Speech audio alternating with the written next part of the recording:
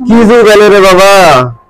বউয়ের কাছে যখন জামাই ফোন দেয়, জামাইয়ের কাছে কোনো মূল্য থাকে না।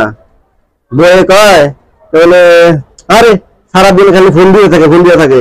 অথচ জামাই যে সারাদিন কাজ করে আসে আর পরিশ্রম করে সব টাকা খাওয়ায়, এটা আর হুঁশ জ্ঞান থাকে না।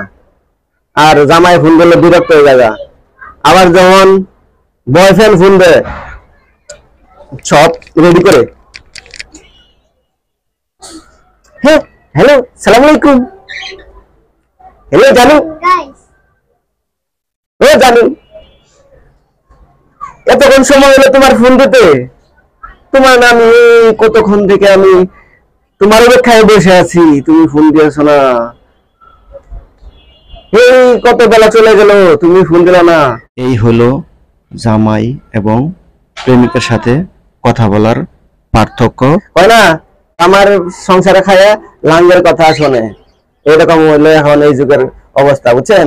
জামাইয়ের ফোন ভাল লাগে না, বয়ফ্রেন্ড যখন ফোন দেয় তখন কাপড় চোপড় খুলে দৌড় মারে ফোনের সাথে কখন কথা কইব। আরে বাবা কি যুগ আইলো।